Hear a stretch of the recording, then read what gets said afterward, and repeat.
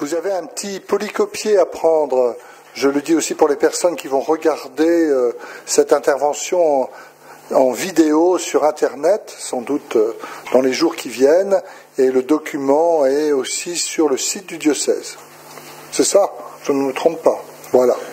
Donc vous avez un petit papier. Si vous ne l'avez pas, il y en a à l'entrée. Je pense qu'il y a des très bons organisateurs ici, alors on trouve tout ce qu'il faut. Voilà, donc 2 conférences, une ce soir, une jeudi soir prochain, sur le thème « Habiter la maison commune ». Alors, je voudrais rappeler qu'il y a déjà 35 ans, les évêques de France publiaient une déclaration pour de nouveaux modes de vie. Il y a déjà 35 ans. Et l'encyclique du pape François, Laudato Si, loué sois-tu, 2015, nous invite à relire la situation actuelle, dans une approche où la crise écologique doit être pensée maintenant de manière globale et intégrale. Et dans cette perspective, pour reprendre les termes du pape François qui parle de la terre comme la maison commune, comment habiter de manière nouvelle cette maison commune? On pourrait dire quelle conversion écologique devons-nous mettre en œuvre personnellement et collectivement? Et les évêques qui travaillent de temps en temps, vous voyez, ont sorti l'année dernière, suite à l'encyclique du pape, ont sorti, nouveaux modes de vie, point d'interrogation. Il y a 35 ans, c'était pour de nouveaux modes de vie. Là, ils ont fait un peu plus court. Nouveaux modes de vie, point d'interrogation. Où ils essayent de réfléchir sur, quelles conséquences pratiques, quelles conséquences concrètes donner à l'invitation du pape François sur sa réflexion sur l'écologie, le développement, toutes les questions liées à finalement notre vie ensemble sur cette même planète. Alors, je vais faire deux conférences. Ce soir, je vais regarder d'un peu plus près avec vous Laudato Si, parce que je ne suis pas sûr que tout le monde l'ait lu, et ceux qui l'ont lu ont peut-être oublié un peu ce qui reste dedans, et pointer les grands éléments de Laudato Si. Et la semaine prochaine, à la même heure, au même lieu, nous regarderons d'un peu plus près ce que les évêques de France proposent à la lecture de ce texte du pape François. Voilà. Donc ce soir, on va essayer d'entrer dans les grands principes, les grandes interrogations, les grandes questions que le pape François pose et qui nous interpellent aussi de manière très concrète, et on verra la semaine prochaine comment y répondre. Alors vous avez le plan de mon intervention avec quelques extraits de texte, et vous avez aussi le plan de l'encyclique que nous regarderons ensemble tout à l'heure. Alors, peut-être certains d'entre vous, je suis dans l'introduction, se demandent pourquoi donc l'évêque, qui l'année dernière avait fait un cycle de conférences dans le diocèse sur la pensée sociale de l'Église, reprend-il un thème de cette même doctrine? N'aurait-il pas fallu qu'il prenne autre chose? L'année prochaine, je prendrai autre chose. Mais il m'a semblé que si l'année dernière nous avons fait un grand parcours pour réfléchir, et je vais y revenir pour ceux qui n'y ont pas été, quelques éléments de la doctrine sociale ou de la pensée sociale de l'Église, il m'a semblé quand même important de nous arrêter sur cet élément nouveau dans la doctrine sociale de l'Église, qu'est le souci, la défense, la réflexion sur les questions de l'écologie dans toutes ses dimensions. D'autant plus que comme les évêques ont sorti ce petit texte « Nouveau mode de vie », je me suis dit, restons dans l'actualité et essayons d'approfondir un peu ce sujet. Alors vous devinez bien sûr la responsabilité de l'homme face à la vie de la planète est devenue une question nouvelle et grave. Je pense qu'il y a 50 ans, même peut-être moins, on ne se posait pas cette question-là. peut-être certains qui avaient des visions prophétiques, peut-être se poser cette question, poser des questions peut-être sur le développement il y a 50 ans, quel type de développement. Mais à Rome, on se faisait le fameux, vous savez, croissance zéro à cette époque, dans les années 70. Mais sur la question, franchement, de l'écologie, des questions planétaires de cette question-là, ce n'était pas très pensé. Et de fait, nous voyons que depuis quelques décennies, cette question de l'écologie est importante parce qu'elle touche l'avenir et la survie de notre humanité par certains côtés. Elle touche des tas de questions sur les écosystèmes planétaires. Elle touche pas simplement l'environnement, mais aussi des questions économiques, sociales, politiques. Elle touche des questions planétaires. Voilà. Et les chrétiens, bien sûr, citoyens du monde, citoyens de leur pays, bien sûr, sont aussi interpellés par ces questions-là. Surtout que dans la foi chrétienne, nous croyons, nous y reviendrons, que l'homme a été placé au cœur de la création et que d'une certaine manière, comme un bon jardinier, Dieu lui a confié cette planète. Et que cette planète n'est pas un vaste entrepôt dans lequel il va puiser tous les stocks jusqu'à épuisement, mais comment l'homme va-t-il entretenir cette planète, comme un bon jardinier, on pourrait dire. Voilà. Comment va-t-il prendre soin de cette planète, comment prendre soin de la Terre, Et donc, automatiquement, dans la foi chrétienne, j'ai envie de dire, nous ne sommes pas en dehors de la création. L'homme aussi fait partie de la création. Et si Dieu a créé cette création avec l'homme au milieu, on peut s'imaginer qu'il va manquer beaucoup de choses à notre humanité si la création qui nous a été donnée devient de plus en plus difficile, vit des choses difficiles.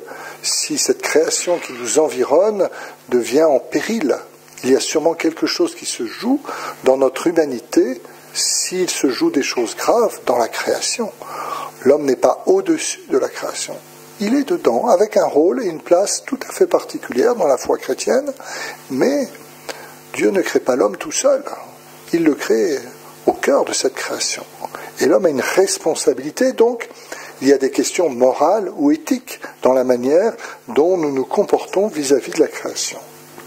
Et donc le pape François, de manière très nouvelle, dans un texte important, dit aux chrétiens, il faut prendre, comment on réfléchit à cette question et comment surtout on agit. Et comment l'Église peut être une force de proposition qui invite à des conversions nécessaires, à des changements de mentalité, à des changements de mode de vie, à des choix économiques et politiques plus justes. Et donc, il n'est pas possible de ranger ce texte, j'ai envie de dire, dans le placard, car il constitue, je crois, pour de nombreuses années encore, une référence importante pour réfléchir, avancer dans la dimension sociale de notre vie chrétienne. Et dans la doctrine sociale de l'Église, ou la pensée sociale de l'Église, cette encyclique a une place tout à fait particulière. Et donc c'est pour cela que j'ai souhaité reprendre cette question.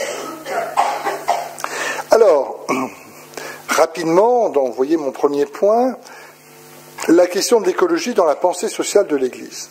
Alors, je fais un tout petit rappel d'abord, avec une petite définition, pour ceux qui n'auraient pas suivi les conférences sur la pensée sociale de l'Église, ou pour tous ceux qui l'ont suivi, mais qui se disent, mon Dieu, c'est déjà bien loin depuis un an. Donc, vous savez, la pédagogie, c'est de temps en temps rappeler les choses. Voilà. Donc, je vous donne une petite définition de Jean-Paul II dans un texte sur les questions sociales. Donc, la pensée sociale est la formulation précise des résultats d'une réflexion attentive sur les réalités complexes de l'existence de l'homme dans la société et dans le contexte international, à la lumière de la foi et de la tradition ecclésiale. Son but principal est d'interpréter ces réalités en examinant leur conformité ou leur divergence avec les orientations de l'enseignement de l'Évangile sur l'homme et sur sa vocation à la fois terrestre et transcendante. Elle a donc pour but d'orienter le comportement des chrétiens. C'est pourquoi elle n'entre pas dans le domaine de l'idéologie, mais dans le domaine de la théologie, et plus particulièrement de la théologie morale. Si je reprends quelques éléments de cette définition, donc la doctrine sociale, alors pensée sociale de l'Église, vous voyez, c'est tout ça, hein, vous connaissez le livre peut-être, hein, ça c'est le compendium, hein, c'est-à-dire le résumé, hein, ça fait 525 pages, voilà, donc pour vous endormir le soir, mais c'est intéressant, hein, ça traite de plein de thèmes, hein. Vous pouvez avoir ça chez vous, voilà, ou le trouver d'occasion sur je sais pas où, bon voilà, hein, donc l'Église, donc, les résultats d'une réflexion attentive. Quand vous lirez, ou si vous l'avez lu Laudato Si, le pape, il dit pas des banalités. Pour écrire ce texte, sur un certain nombre de points précis, il s'est entouré d'experts, de scientifiques. Hein, parce que les questions écologiques, c'est pas simplement les petits oiseaux qui ne chantent plus ou les coccinelles qui ont disparu, c'est quand même un peu plus compliqué. Voilà. Et donc, voilà, une réflexion attentive sur la réalité complexe de l'existence de l'homme dans la société et dans le contexte international. Voilà, quelle place de l'homme, hein, à la lumière de la foi, de la tradition ecclésiale. La foi donne, quand je développerai un tout petit peu plus, rappellerai quelques rappels sur la doctrine sociale de l'Église, il y a un certain nombre de valeurs, un certain nombre de principes. La solidarité, le respect des plus petits, le bien commun. Tout ça, c'est des grands principes de la doctrine sociale de l'Église qu'on partage avec tous les hommes et toutes les femmes de bonne volonté. C'est pas spécialement chrétien, mais enfin les chrétiens y tiennent et ils le rappellent. Voilà, ça c'est important. Donc, à la lumière de la foi son but principal est d'interpréter ces réalités. Qu'est-ce qui se passe aujourd'hui ? On peut rester comme une vieille souche à regarder le train qui passe, ou on peut se dire il y a des choses qui nous interpellent, des choses qui sont graves, et qu'est-ce qu'on fait ? D'interpréter ces réalités en examinant leur conformité ou leur divergence avec l'orientation de l'Évangile, oui. Il y a des problèmes éthiques, des problèmes moraux dans la manière de vivre ensemble. Dilapider certaines ressources naturelles, est-ce moral ? Couper des centaines de milliers d'hectares en Amazonie par des multinationales ou je ne sais pas quoi, ça leur appartient, mais est-ce moral ? Il y a des principes là-dessus, que tous les biens de la terre ne sont pas utilisables n'importe comment. C'est des questions éthiques, des questions morales. C'est pas simplement des questions... Voilà. Donc, qui dit des questions éthiques et morales, il y a des choses qui sont bien et des choses qui sont mal, mauvaises. Voilà. Et il y a des choix. Et l'Église, si elle prend la parole dans sa doctrine sociale, dans sa pensée sociale, c'est parce que dans la société, il y a des choses qu'il faut dénoncer et des choses qu'il faut encourager. L'Église ne donne pas les solutions. Elle ne veut pas dire qu'il faut faire ci ou faire ça. Là, il y a un problème. On voit le pape François, il dénonce un certain nombre de choses. Il ne dit pas comment il faut faire, mais il dit, attendez, les hommes politiques, là, regardez, il y a quelque chose à faire. Et vous qui êtes dans l'économie, regardez, qu'est-ce qu'on fait ? Là, il y a quelque chose qui ne va pas. Il y a quelque chose qui est inhumain, quelque chose qui va contre la dignité humaine. Voilà. Donc la doctrine sociale, vous voyez, va avoir cette vocation, je dirais, un peu prophétique, si vous voulez, et elle va donc donner des éléments pour orienter le comportement chrétien. La foi, c'est quelque chose qui nous invite à agir, parce que notre Dieu n'est pas indifférent à ce qui se passe dans nos sociétés. Notre Dieu n'est pas indifférent à l'injustice. Notre Dieu n'est pas indifférent à la guerre. Notre Dieu n'est pas indifférent à la destruction de la création. Il n'est pas indifférent. Il n'est pas indifférent au malheur de l'homme. Voilà. Et donc, comme chrétiens, eh bien, nous sommes invités à œuvrer, agir, réagir par rapport à ces questions-là. C'est pourquoi elle n'entre pas dans le domaine de l'idéologie. L'Église ne propose pas tel système économique. Ne tranche pas entre le capitalisme, tous les systèmes que vous voulez. Parfois, elle dit, il y a des choses qui ne vont pas trop là dans le système. Le collectivisme, tous les systèmes que vous voulez. Mais il y a attention. Dans telle situation, dans telle chose, dans tel système, il y a quelque chose qui touche la dignité de la personne. Il y a quelque chose qui n'est pas juste. Il y a quelque chose qui va laisser les pauvres sur le carreau. Qu'est-ce qu'on fait ? Voilà, ça c'est la pensée sociale de l'Église. Et donc, voilà, c'est pas d'idéologie, c'est de la théologie, c'est-à-dire que c'est à voir avec notre foi, et morale, c'est-à-dire, là il y a des choses qu'il faut dénoncer. Ça commence bien avant l'Église, hein. Si vous lisez la Bible, l'Ancien Testament, avec tous les prophètes, vous savez, c'est les premiers à dénoncer tout ce qui, quand on laisse de côté l'étranger, la veuve, l'orphelin, le pauvre, les prophètes sont là, les premiers. Ils vont voir le roi en disant, attends, il y a des choses qui ne vont pas du tout là. Voilà. Hein. Parce que Dieu prend soin de tous. Et quand certains sont mis à l'écart, ou quelqu'un ne peut pas habiter la maison commune de manière décente, ou que la maison commune a des belles pièces où on peut habiter et des chambres sous la soupente du toit où on vit absolument de manière inhumaine, je prends l'image, je développe l'image du pape, il y a quelque chose qui ne va pas. Ou s'il y en a qui habitent quasiment en dehors de la maison commune, par les situations. Voilà. Donc la doctrine sociale de l'Église va, si vous voulez, nous stimuler pour à la fois analyser ce qui se passe dans la société, avoir des critères de jugement, et puis agir. Voilà, voir, analyser, juger, avec des principes, des éléments, et puis après, pas en rester là, agir. Qu'est-ce qu'on fait? Ça, c'est les grands principes de la doctrine sociale de l'Église. Voilà. Alors, dans la pensée sociale de l'Église, eh bien, la question de l'environnement est arrivée finalement assez tard. Je dirais, on a des éléments là-dessus, mais j'ai envie de dire, c'est le pape François. Alors, rappelez-vous que le pape François, il s'appelle François. Vous allez me dire, c'est un peu bête de vous dire ça. Mais c'est pas n'importe quel François, c'est pas François Ier, c'est François d'Assise. Ah ben oui, c'est pas tout à fait neutre ça. Le pape, c'est François d'Assise. Et Saint François d'Assise, c'est le patron des écologistes maintenant, plus de problème. Mais c'est celui qui c'est celui qui contemplait la nature en permanence et qui rendait grâce à Dieu pour le frère soleil, la sœur eau, la sœur nuit, le frère jour, ses frères et sœurs animaux, plantes, etc. Voilà. Cet homme qui, finalement, dans la création et la beauté de la création, trouvait finalement la trace de la bonté de Dieu. Alors, si dans l'Église, on n'a pas été très en avance, au niveau civil, on a mis aussi du temps. On a mis du temps pour les premières conférences des Nations Unies sur l'environnement. C'est à Stockholm, dans les années 70, en 1972, vous voyez, première conférence des Nations Unies sur l'environnement.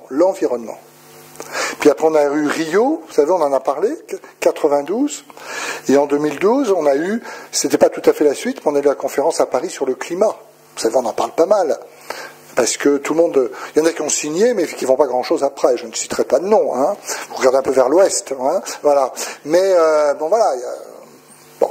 Donc, c'est-à-dire qu'au niveau international, il y a eu un certain nombre de choses, et surtout, ce qui était intéressant, c'est aussi bien dans l'Église que dans les nations, on a pris conscience, et on va le voir tout à fait dans le texte du pape François, qu'il y a des rapports étroits entre la question économique, la question sociale et la question écologique. L'écologie, c'est pas simplement l'environnement. C'est aussi ce qui se joue dans l'économique, dans le social. Voilà. Habiter ensemble la maison commune, c'est des questions politiques, c'est des questions sociales, c'est des questions économiques et c'est des questions aussi environnementales. Et donc, vous voyez, arriver à une vision beaucoup plus large, on va parler par exemple d'éco-développement. Comment peut-on permettre au pays de se développer en gardant en tête, et concrètement dans les faits, le souci écologique et le souci de l'environnement? C'est pas facile. Parce que les pays, entre guillemets, en voie de développement ou pas très riches, eux, ils ont envie de se développer de la manière la plus simple, et se développer de manière parfois écologiquement plus correcte, ça coûte parfois plus cher. Alors ils disent, vous êtes bien gentils, vous les pays riches maintenant qui parlez tout le temps d'écologie, mais quand vous vous êtes développés, vous n'êtes pas gênés pour polluer largement. Mais maintenant que vous êtes riche et que vous pouvez avoir des belles usines où tout est bien écologiquement correct, nous qui commençons à nous développer avec nos mines de charbon de je ne sais quoi, ou nos mines de métaux précieux, il n'y a qu'à avoir plein de pays. Regardez au Congo comment on est en train de s'inquiéter sur la pollution de la forêt, qui est une forêt extrêmement importante, sur la pollution des eaux, etc. Oui, nous on fait avec nos moyens. Alors bien sûr, on pollue tout, mais qu'est-ce que vous voulez vous aussi, vous avez fait ça à cette époque-là. C'est pas simple, vous voyez. Dire qu'il y a des questions économiques, des questions politiques qui se jouent sur la question écologique. Voilà. L'éco-développement. Voilà. Alors, j'avance un petit peu, vous avez votre plan avec vous, comme ça si vous vous endormez, vous saurez où vous en êtes. Hein, donc on passe au alors en 2005, ce fameux compendium, ce gros bouquin, en plus il est vert, j'ai pas fait exprès, j'ai des bouquins verts, mais alors, il n'est pas que écologique, mais enfin voilà. Alors dans le compendium des doctrines sociales, on a aussi réfléchi et évolué, voilà, en se disant finalement comment il y a une responsabilité éthique pour l'homme de maintenir vivante la relation au cosmos, à la création, à la Terre. Voilà. La réflexion théologique que j'évoquais tout à l'heure, on ne peut pas penser l'être humain dans la Bible sans être en relation avec tous les autres êtres vivants qui l'entourent, ces êtres vivants étant tous et toutes des créatures de Dieu. Voilà, ça c'est Saint François, ma sœur la plante, ma sœur la, je sais pas quoi, la girafe, enfin bon, il n'y en a pas de girafe chez Saint François, mais enfin bon, mais voilà, cette idée, et l'idée dans la tradition chrétienne que l'homme est aussi co-créateur, que l'homme par son activité crée aussi des choses, des belles choses, et aussi des choses difficiles. Et le compendium dit par exemple, vous avez la petite phrase, une conception correcte de l'environnement ne peut pas d'une part réduire de manière utilitariste la nature à un simple objet de manipulation et d'exploitation, et elle ne doit pas d'autre part l'absolutiser, la faire prévaloir sur la personne humaine au plan de la dignité. Vous savez, il y a des grands débats philosophiques où les arbres sont des êtres vivants presque à égalité des personnes humaines, c'est un peu aux États-Unis, et donc si vous coupez un arbre, c'est presque pareil que si vous tuez une personne. J'exagère un peu, mais on a des thèses un peu dans ce sens. Bon, voilà. Bon, je n'entre pas dedans, mais voilà. Mais respect des personnes et mise en œuvre des conditions sociales et économiques qui permettent ce respect. Voilà.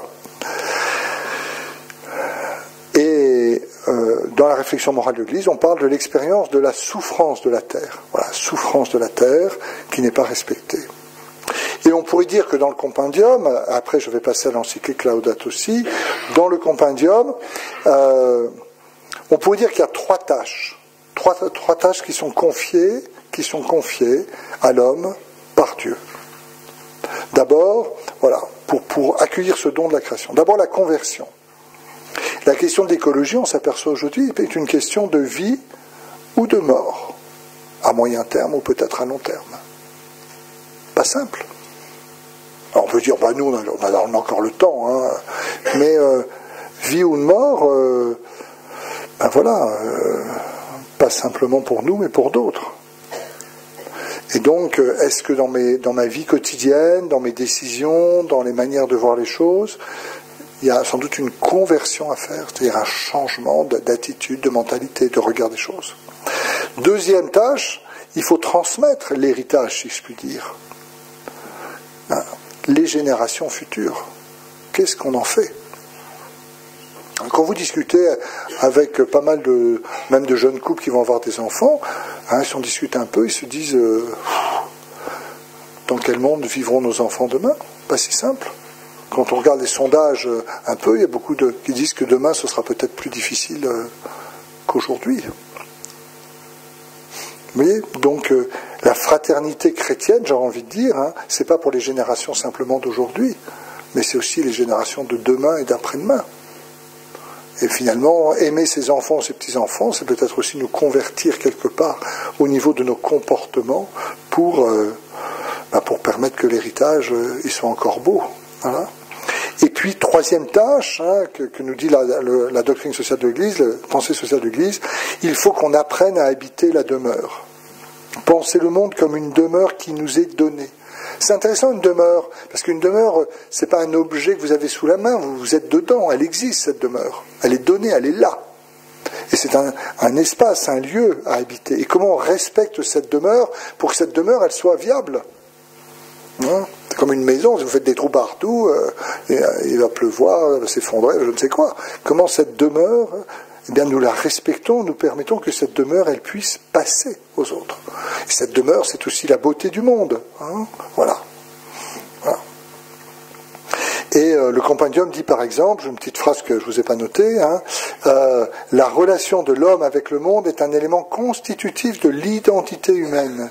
Il s'agit d'une relation qui naît comme fruit du rapport encore plus profond de l'homme avec Dieu.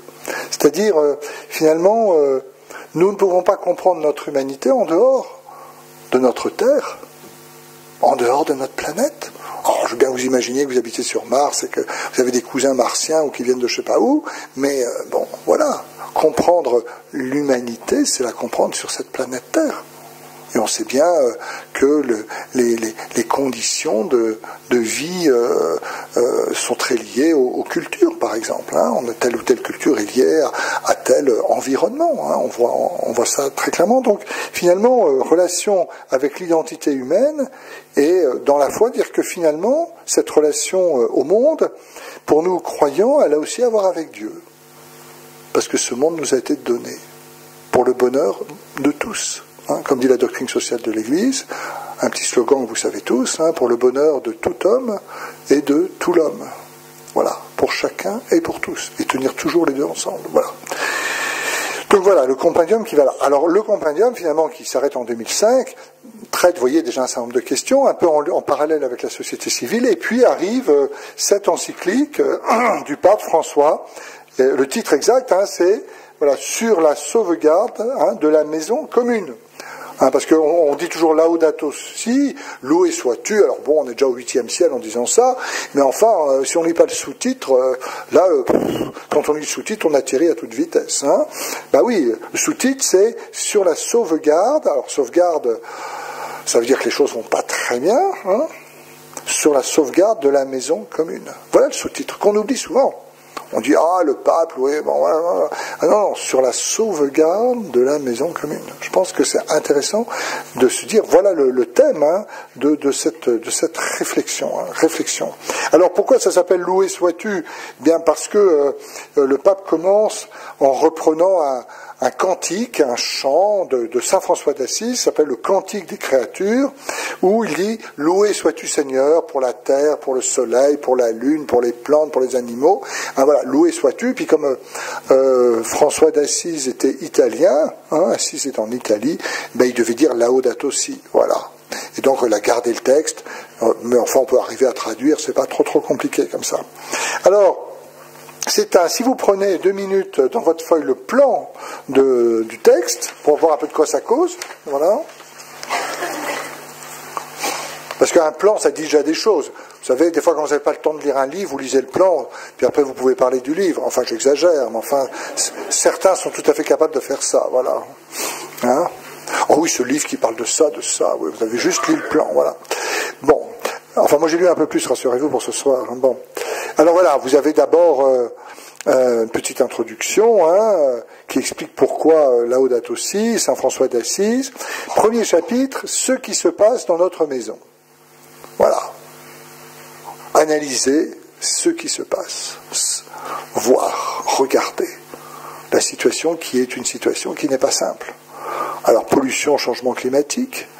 Alors, vous voyez, le pape qui dit le climat comme bien commun. C'est intéressant. Le climat, c'est un bien commun pour tous. Et donc le bien commun, normalement, c'est les hommes et femmes politiques qui s'occupent du bien commun. Donc, qu'est-ce qu'on fait pour le bien commun ? Important. Question de l'eau, la perte de la biodiversité, là c'est dramatique, on lit des articles, il y avait des articles là, récemment dans les journaux, le nombre de petits animaux en tout genre, même dans notre pays, diminue fortement. Les oiseaux, alors en Haute-Loire, il y a quand même des endroits, moi je vais me promener de temps en temps, et lundi dernier, j'ai vu plein d'oiseaux, j'ai vu un pic vert, j'ai vu des bouvreuils, j'ai vu plein, je me dis, il y a encore un peu de biodiversité en Haute-Loire, mais j'ai eu de la chance peut-être d'en voir autant à la fois. Mais la biodiversité, c'est un vrai problème, des espèces qui disparaissent complètement. Des espèces qui, on le voit, ou des espèces qui, alors à l'inverse, c'est des espèces qui se reproduisent à tire d'aile, si je puis dire, et qui envahissent tout, qui sont des espèces dominantes. On a ça, et puis les autres qui disparaissent. Bon, détérioration de la qualité de la vie humaine, dégradation sociale, voilà. Le pape, il dit toujours, voilà, attention, c'est pas qu'une question d'environnement, de biodiversité, mais voilà, la qualité de la vie humaine, ça a à voir aussi avec la dégradation sociale. Quand il y a des dégradations sociales, eh bien, la qualité, bien sûr, de la vie humaine baisse. Quand on vit dans des conditions sociales extrêmement difficiles, c'est difficile de parler de qualité de la vie. Inégalité planétaire, je n'ai pas besoin de vous faire un dessin. La faiblesse des réactions, regardez comme c'est difficile. Je parlais de ceux qui revenaient sur les traités de signature, etc. Et puis la diversité d'opinions. Alors sur le climat, voilà. Donc voilà, le constat. Ce qui se passe dans notre maison, c'est pas fameux. C'est pas pour ça qu'il faut baisser les bras. Mais acceptons de regarder en face la réalité. Ne nous voilons pas la face. Deuxième chapitre, l'évangile de la création. Et donc là, voilà, ça va être quelque chose pris vraiment dans l'expression de la foi, où le pape finalement va dire, notre foi, la foi chrétienne nous donne, foi chrétienne, je dirais foi judéo-chrétienne, parce que les récits bibliques de la Genèse, etc., c'est dans la Bible que nous partageons, avec nos frères juifs aussi, la sagesse des récits bibliques qui disent des choses très belles sur la création à la place de l'homme. L'homme ne peut pas faire n'importe... L'homme n'est pas maître de la création, c'est Dieu qui est maître de la création. Et quand l'homme se croit maître de la création, il se prend pour Dieu. Ça, c'est un problème. Parce que dans la Bible, on n'aime pas trop les gens qui se prennent pour Dieu. Ça s'appelle l'idolâtrie. Je construis Dieu à ma manière. Oui. Voilà. Se prendre pour Dieu, c'est la toute-puissance. Le mystère de l'univers, on n'a jamais fini de comprendre tout. Le message de chaque créature qui a sa place, et quand il y a des créatures qui disparaissent. Il manque quelque chose à la création. Communion universelle. Vous voyez, la destination commune des biens. Alors ça, c'est ce que je disais pour ma forêt d'Amazonie. C'est pas parce qu'une multinationale a 100 000 hectares en Amazonie qu'elle peut faire n'importe quoi avec ces 100 000 hectares de bois, même si ça lui appartient. Parce que on doit penser aussi l'ensemble de la maison commune. On ne peut pas faire n'importe quoi. C'est pas parce que je possède des choses que je n'ai pas à voir la dimension de ces biens qui appartiennent aussi à toute l'humanité. Destination universelle, destination commune, c'est pareil, des biens. Tout ce qui a été donné sur la terre, c'est pour tous. Et on ne peut pas utiliser n'importe comment. Voilà. Et puis le regard de Jésus sur la création. Jésus il regarde souvent les choses. Vous savez, dit, les lys des champs, ces petites fleurs, là, elles sont plus belles que Salomon dans sa gloire. Voilà, ce regard de Jésus sur la création et de la place de l'homme. Troisième chapitre, la racine humaine de la crise écologique. Alors là, il va reprendre des thèmes, la technologie. Voilà, est-ce que toutes les solutions sont techniques ou est-ce que les solutions ne sont pas que techniques? Voilà, technologie, voilà, créativité et pouvoir. La globalisation du paradigme technocratique, c'est-à-dire partout, les choses doivent se résoudre de manière technique. Sans doute, dans le domaine de l'écologie et de l'environnement, si nous ne faisons pas un changement de mentalité, des efforts, une conversion, ça ne résoudra pas les choses. Il y a aussi des choses qui se résolveront autrement que par des procédures technocratiques. Crise et conséquences de l'anthropocentrisme moderne, ça veut dire, l'homme qui est tellement centré sur lui. Si je suis centré sur moi, du moment que chez moi c'est pas trop pollué et que ça va à peu près, c'est tout. Quatrième chapitre, alors ça on va y revenir, c'est quand même un des grands thèmes de l'encyclique, une écologie intégrale. Alors vous devinez, derrière ce terme, c'est ce qu'on a déjà évoqué, l'écologie environnementale, économique et sociale. Voilà, l'écologie, ça touche tous les domaines de la vie des sociétés humaines. Alors c'est intéressant ça, voilà.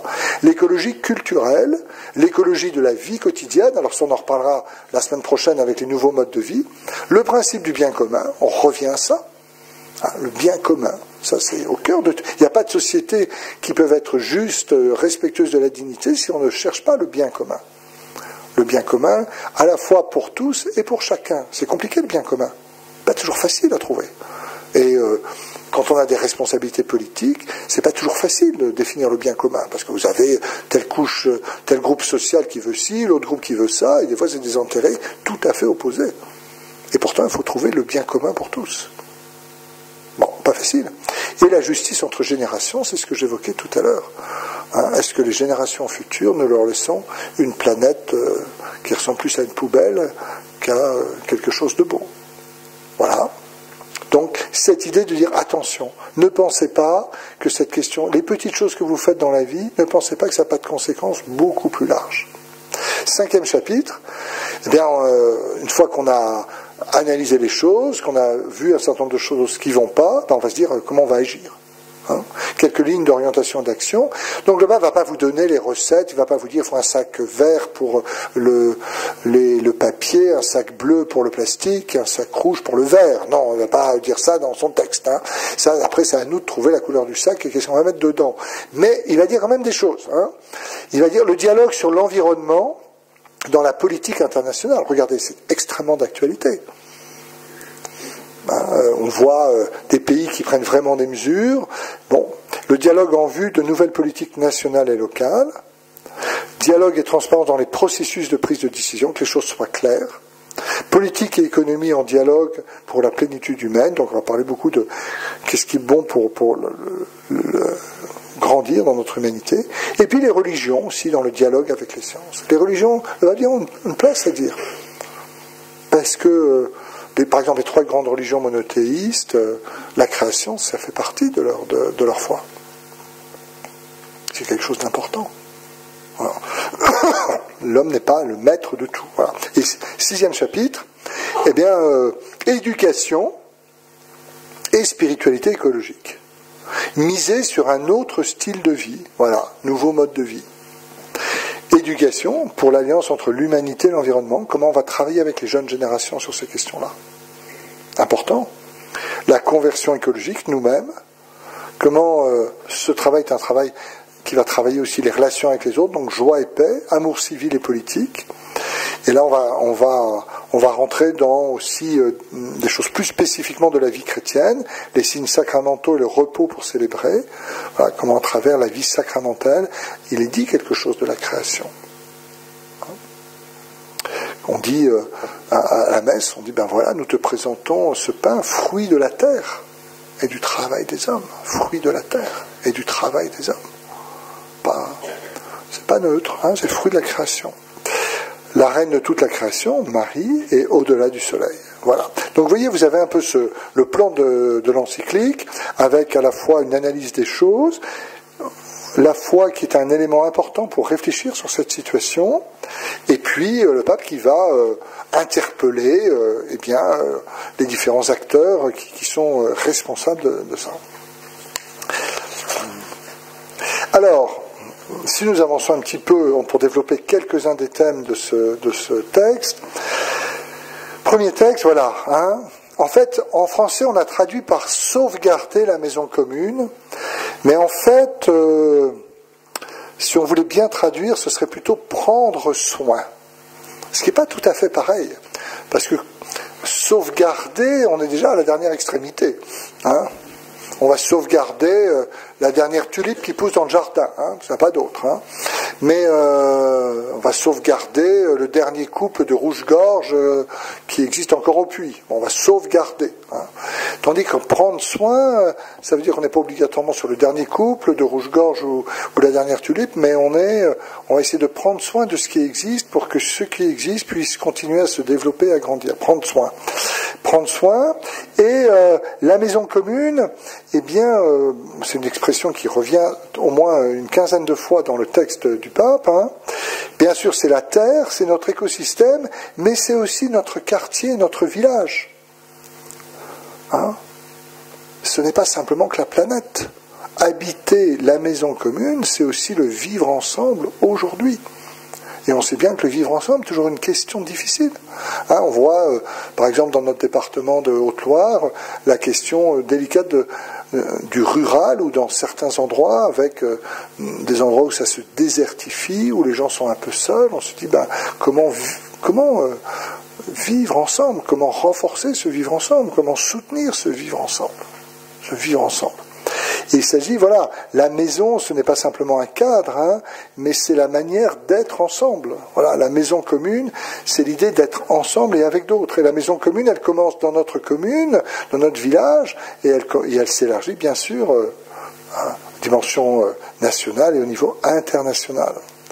Et donc, si vous voulez, habiter la maison commune, c'est aussi dire la difficulté entre...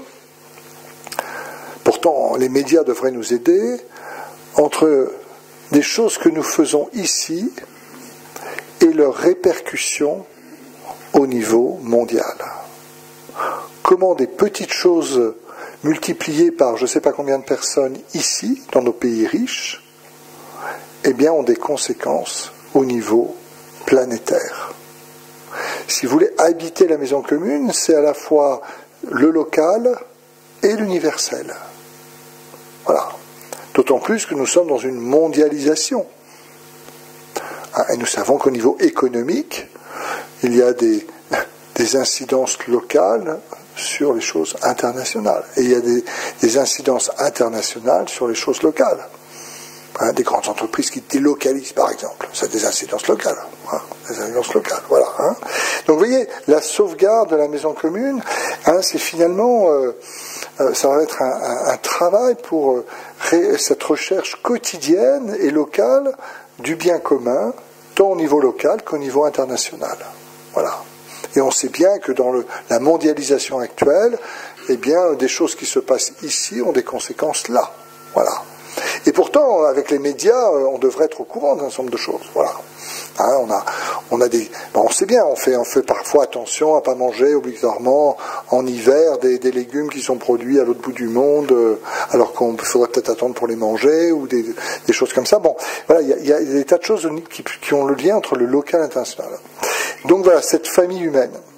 Alors, si on regarde d'un peu plus près les chapitres de l'encyclique, je vais aller assez vite, puisque je vous ai donné le plan.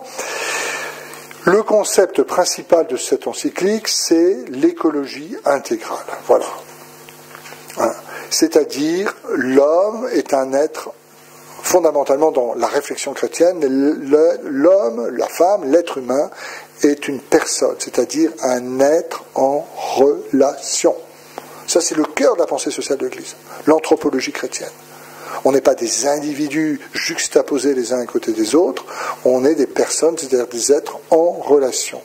Et que notre humanité est d'autant plus riche que la qualité de nos relations est dense, forte et vraie, et grande, et juste, j'ai envie de dire. Voilà.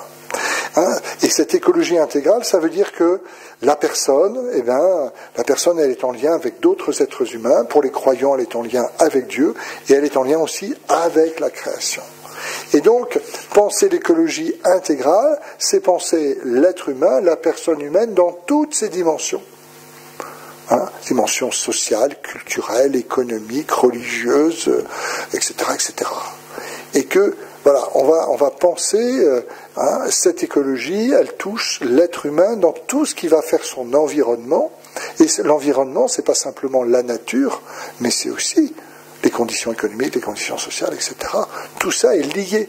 C'est-à-dire, on n'essaye plus de penser les choses en pièces détachées, mais on se dit, tout fait système. On parle de pensée systémique chez les philosophes. Tout fait système, tout marche ensemble.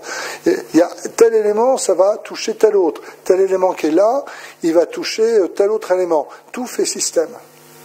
D'ailleurs, l'écologie en elle-même est la science du système.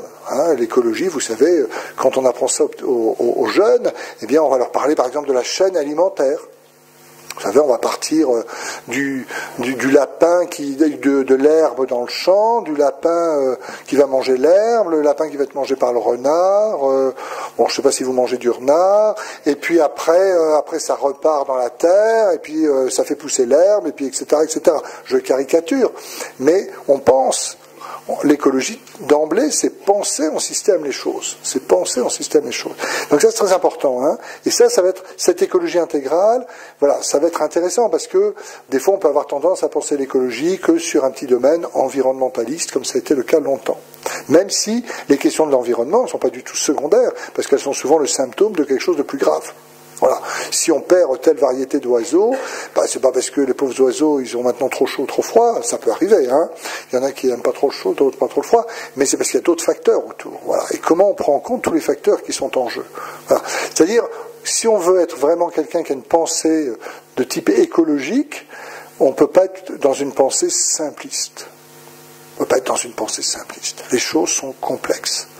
Et la question éthique, justement, c'est prendre en compte cette complexité. Voilà.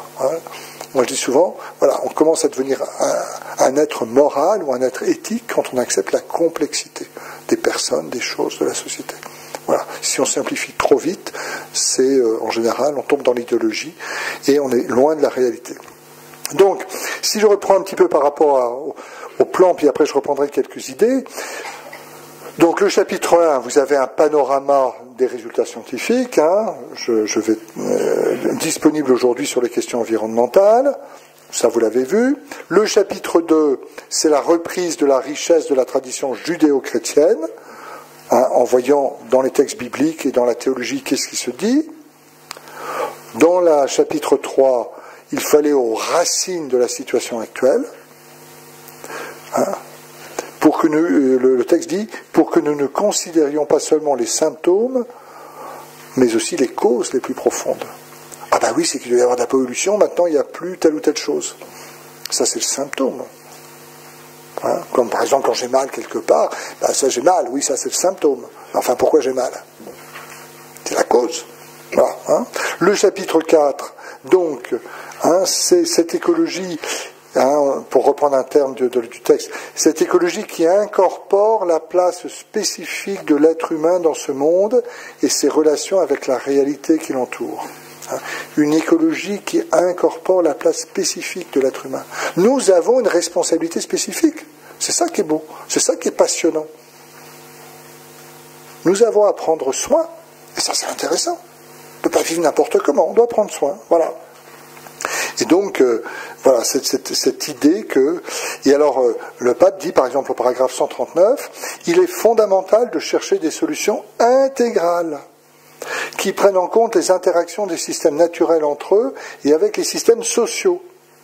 Et le pape dit, il n'y a pas deux crises séparées, l'une environnementale et l'autre sociale, mais une seule et complexe crise socio-environnementale. Qu'il y ait encore 800 à 900 millions de gens qui meurent de faim dans le monde, quelque chose qui ne va pas. Il y a quelque chose qui ne va pas. C'est clair. Ça veut dire qu'il y a un partage qui ne se fait pas. Ça veut dire que dans la maison, il y en a qui mangent grassement dans la salle à manger et d'autres qui crèvent de faim à la cave ou au grenier. Je prends l'image, hein. Voilà. Donc il y a quelque chose qui ne va pas. Et s'il y a des pauvretés, ben, il y a des gens qui quittent leur pays, il y a de l'immigration, il y a beaucoup de choses comme ça compliquées. Il y a des guerres, il y a des tas de choses. Et comment on travaille à une régulation des relations internationales, des questions économiques, comment aussi la manière dont on paie, nous les pays riches, dont on paie les produits premiers d'un certain nombre de pays, les matières premières d'un certain nombre de pays, comment on est attentif à ce que l'argent pour ces matières premières ne parte pas que dans les mains de quelques-uns, mais aussi soit redistribué par exemple aux paysans des pays d'Afrique ou d'Asie. C'est des questions quand même. Hein, d'où, ben voilà, vous allez avoir des choses comme le commerce équitable ou des choses comme ça, qui sont tout à fait dans cette dynamique de l'écologie intégrale. Parce qu'elles se disent, il faut que chacun puisse avoir ce qui est juste. On ne cultive pas n'importe comment. Voilà, vous voyez ça. Voilà, hein, chercher des solutions intégrales. Hein, et les questions sociales ne peuvent plus être maintenant mises de côté sans penser les questions qui sont liées aussi à l'écologie. Voilà. Voilà. Au niveau planétaire, c'est pas possible. Dans les pays les plus pauvres, les conditions écologiques vont être de plus en plus difficiles. Et puis, certains pays d'Afrique, attendez, il n'y a plus un animal vivant, sauvage, parce que tout le monde a tiré sur tous ceux qui passaient, parce qu'il n'y avait pas grand-chose à manger, il n'y a plus rien. Il y a des désertifications, parce qu'on coupe les arbres et qu'on ne plante plus. La guerre, ça ne permet pas l'agriculture, ça ne permet pas l'entretien, ça ne permet pas plein de choses. Donc voilà, toutes les crises sociales, de guerre, etc., bien sûr, ça a des conséquences extrêmement fortes sur la dimension écologique. Voilà. Le chapitre 5, voilà, c'est ce que nous pouvons et devons faire. Voilà. Et à chaque fois, le pape dit, il faut, au paragraphe, il dit, il faut des propositions d'action qui concernent aussi bien chacun de nous que la politique internationale. On peut se dire, mais voilà, nous, vous comprenez, c'est des questions internationales, qu'est-ce que vous voulez qu'on fasse là, sur la déforestation d'Amazonie? Bon, mais je peux peut-être faire d'autres choses ici par rapport à ces questions-là. Voilà, comment je réfléchis ça, voilà. Et donc le pape propose un certain nombre d'orientations et il interpelle. Hein, vous savez que le texte, par exemple, quand il est sorti, a eu beaucoup de résonance, par exemple, chez nos hommes et femmes politiques. Par exemple, je sais qu'au Sénat, il a été distribué dans tous les casiers des sénateurs en 2015, quand elle est sortie. Et quand on discute avec des responsables politiques, qui soient de l'extrême gauche à l'extrême droite, du centre ou de gauche ou je sais pas où, enfin beaucoup d'hommes et de femmes politiques, tous bords confondus, ont apprécié ce texte, qu'ils soient croyants ou pas croyants, parce qu'ils disent l'autorité du pape, c'est intéressant parce que il dit les choses quand même que des fois nous quand on les dit ça passe pas très bien, mais là au moins les choses sont dites clairement et elles sont adressées à tous et tout le monde peut les entendre quand même, voilà. Donc voilà un certain nombre de choses importantes. Puis le chapitre 6 va donner un certain nombre d'éléments pour développer cette écologie intégrale. Alors j'avance dans mon texte. 3 piliers, 3 concepts, 3 cris, 3 appels. Avec ça, alors, vous savez, en fin de soirée, on a commencé un peu fatigué, alors il faut faire des choses un peu précises. Voilà.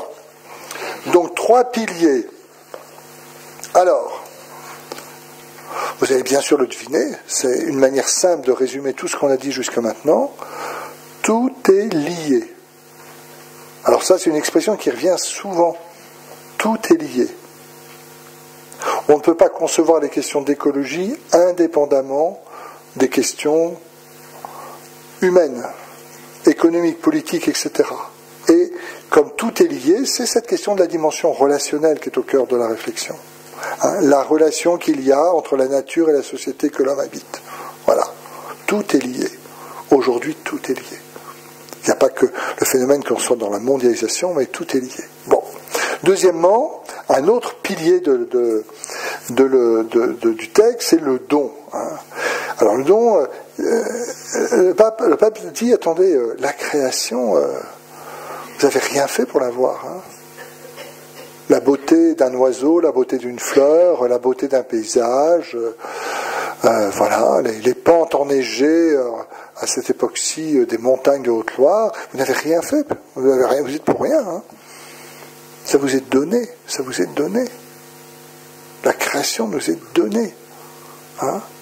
D'où ce grand principe de la doctrine sociale de l'Église qui rappelle, que j'avais pris comme exemple par rapport à la forêt amazonienne, la destination universelle des biens. La planète est pour tous.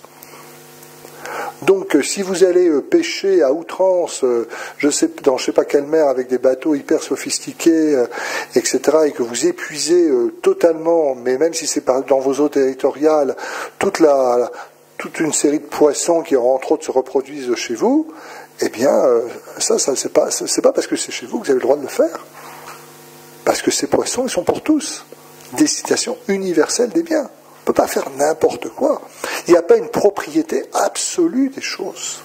Il n'y a pas une propriété absolue. L'Église est pour la propriété privée parce que la propriété permet à chacun de pouvoir se développer. Mais la propriété, même n'est pas un absolu. Elle est toujours à lier, à mettre en lien avec le reste, avec tous les hommes. Et donc, dans les piliers, voilà, le don, c'est une manière de dire que la terre est un don commun qui nous est fait. Et même si j'ai la chance d'avoir des richesses chez moi ou je sais pas quoi, je ne peux pas penser que c'est dans mon précaré que cette propriété ne peut être seulement envisagée. Bien sûr, c'est moi qui la gère, c'est moi qui en suis responsable, mais je ne peux pas penser cette responsabilité, cette propriété, sans la mettre en lien avec, voilà, la terre tout entière, destination, voilà, bien universel. Le don. Et troisième élément, troisième pilier, la fragilité. Eh bien, le pape dit la pauvreté, la fragilité humaine et la fragilité de la terre sont dépendantes. La lutte contre la pauvreté ne peut se faire indépendamment de la lutte écologique. Voilà.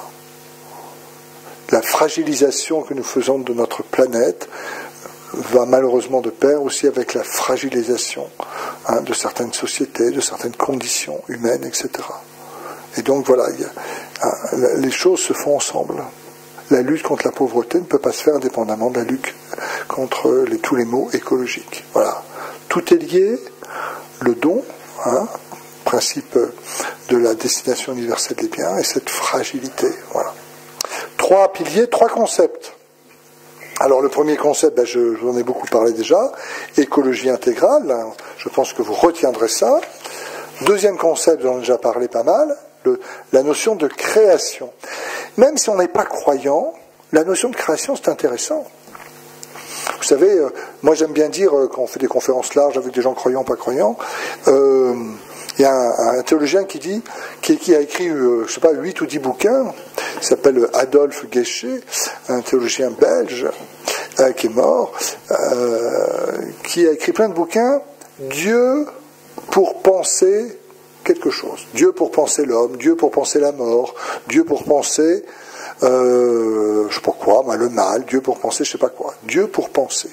C'est-à-dire, finalement, comment les religions, et en particulier lui qui est théologien chrétien, comment la foi chrétienne peut donner à penser sur des questions importantes de société, sachant que le point de départ pour un théologien, ce sera sa foi. Pour quelqu'un qui n'est pas croyant, le point de départ sera sans doute autre, mais que pour réfléchir sur une situation compliquée et difficile, on n'est jamais trop nombreux pour essayer de réfléchir ensemble. Que ce soit le théologien, le philosophe, que ce soit un intellectuel athée ou un intellectuel croyant, si on travaille ensemble sur des questions. Voilà. Et moi, dire le pape, c'est un peu Dieu pour penser la crise écologique. Dieu pour penser la sauvegarde, et d'où la notion de création. Parce que la notion de création pour les croyants, ça veut dire que c'est pas l'homme qui est responsable des choses. C'est Dieu qui a créé. Très important. J'ai reçu la création, elle m'est donnée, elle est donnée à l'humanité. Mais ça veut dire que je ne suis pas à l'origine de tout, je ne suis pas le centre de tout, je ne suis pas le Dieu tout-puissant, je ne suis pas dans la toute-puissance, dans la maîtrise de tout. Je dois accepter de respecter la création avec ce qu'elle est, avec sa fragilité en particulier. Il y a des choses fragiles, des équilibres délicats dans la création que l'homme a énormément perturbés. Et donc, vous voyez, de se dire, pour d'autres raisons philosophiques, diront, oui, on est bien d'accord, l'homme n'a pas à être maître de la planète et de n'importe comment. Dans la foi, le fait de la création, c'est que on n'a pas à instrumentaliser la création. Elle a son autonomie. Et les mots, quand au début de la Genèse, il y a des mots où Dieu dit à l'homme, tu pourras maîtriser ou dominer. Il faut bien regarder qu'est-ce que ça veut dire. C'est au cœur même de ce processus de création, ça veut dire la responsabilité de l'homme, là-dedans, avec ce qu'il a comme énergie, comme force. Mais ça ne veut pas dire t'es maître de la création. Dans la Bible, vous trouverez nulle part que l'homme est maître de la création. On va toujours louer Dieu. Il y a plein de psaumes dans la Bible qui disent la beauté de la création et qui disent à Dieu merci. Vous savez, les cantiques des créatures, le psaume de la création, où on va louer Dieu pour la mer, les animaux, les baleines, les éléphants, les girafes, les coccinelles et les coquelicots, et puis et tout ça, on va louer Dieu. On ne va pas dire c'est à moi que ça appartient. Donc vous voyez, concept de création, intéressant. Voilà. Et dialogue. Voilà. Alors là, le mot dialogue, on va le trouver tout le temps chez le pape. Dialogue entre l'économie et la politique. Un dialogue entre les religions et les sciences. Tout le temps, il dit, si on veut avancer, il faut être dans quelque chose de dialogue. Au sein de l'Église, à l'extérieur, mais dans toute la société, il faut dialoguer. Voilà. Un dialogue auquel, et le pape, bien sûr, est toujours très sensible à ça, un dialogue auquel tout le monde peut participer, y compris les personnes les plus fragiles, les plus pauvres. Est-ce que le dialogue, c'est que entre les grands, ou est-ce que c'est avec tous ? 3 concepts qui se muent en 3 cris, en 3 appels. Alors, premier cri, construire notre maison commune. Voilà. Ça, c'est le pape. Alors, est-ce qu'on va construire cette maison ? Enfin. Et c'est intéressant parce que le pape, il parle par exemple de la dette écologique des pays riches. La dette écologique des pays riches. Ça peut vous donner à réfléchir, ça. Parce que nous, pour nous développer, on ne s'est pas gêné. C'est vrai. On en profite d'ailleurs. Mais c'est vrai, dans l'histoire. Dette écologique des pays riches. Bon. Deuxième élément, une conversion écologique. Voilà. Comment il y a à changer de choses. Et troisième, et le pape, il parle carrément d'une révolution culturelle. Il faut changer, dans les styles de vie, dans l'éducation, et puis bien sûr avec une dimension spirituelle. Voilà. Ouais, et il parle de la sobriété. Alors, il n'y a pas que le pape, hein, il y a des gens bien appréciés qui aussi ont des textes sur la sobriété d'aujourd'hui. Hein, une société de sobriété plutôt qu'une société de consommation. Voilà, intéressant. On peut avoir une sobriété qui est sympathique. Hein. La sobriété, ça ne veut pas dire qu'on mange des pommes de terre tous les jours. Hein. Enfin, en Haute-Loire, on en mange tous les jours. Mais du rutabaga tous les jours, voilà. Hein. Ou qu'est-ce qu'on mangeait pendant la guerre là, du topinambour tous les jours, voilà. Hein. La sobriété, c'est pas obligatoirement manger du topinambour tous les jours, hein. Mais c'est autre chose. Bon, voilà. Sobriété. Ben, révolution culturelle. Bon.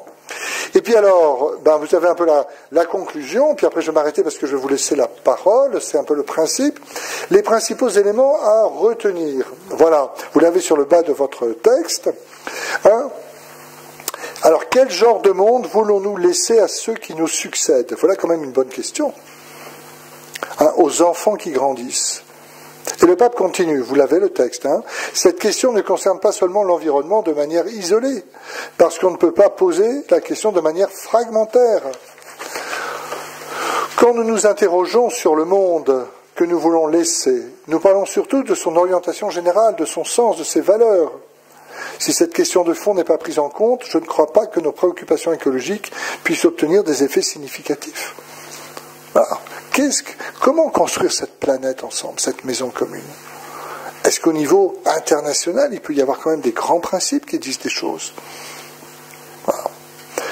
Il dit plus loin, aujourd'hui, l'analyse des problèmes environnementaux est inséparable de l'analyse des contextes humains, familiaux, de travail urbain et de relations de chaque personne avec elle-même.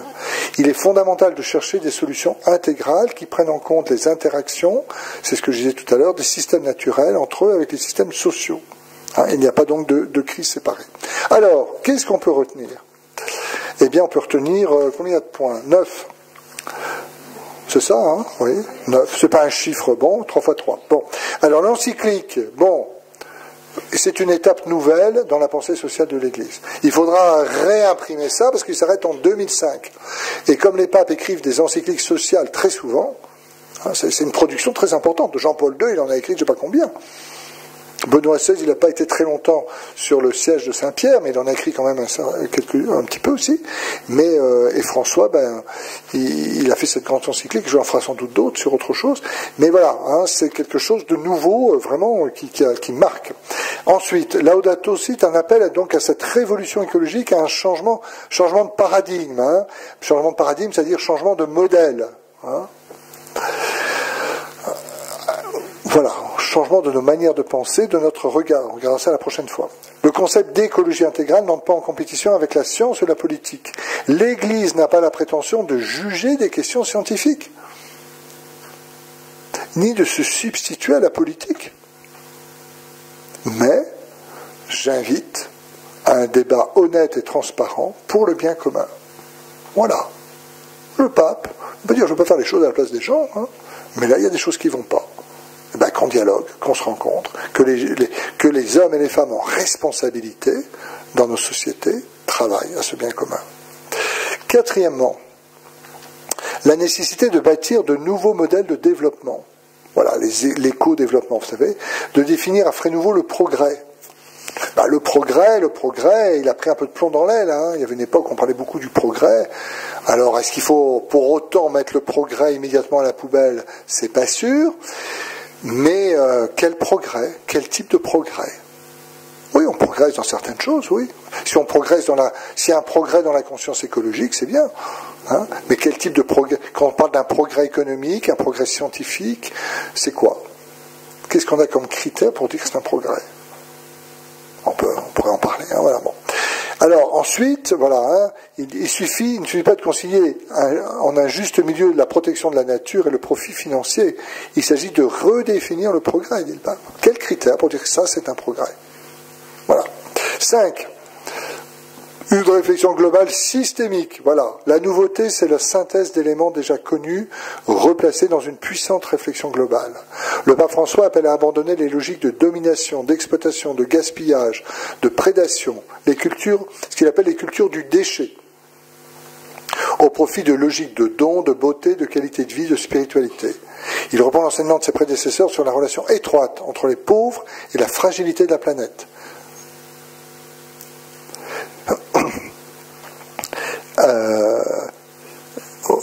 reprend Jean Bernard. Les pauvres, premières victimes des dérèglements climatiques.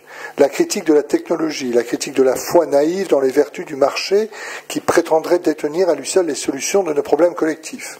Il est un peu critique, vous savez, dans son premier texte Evangelii Gaudium, il disait, sur l'économie de marché très libérale, il disait, ça nous fait un siècle qu'on nous dit que l'économie le libéral comme ça va produire des surplus pour tous, mais on attend toujours les surplus pour les pauvres. Voilà, il n'y a pas tout à fait tort.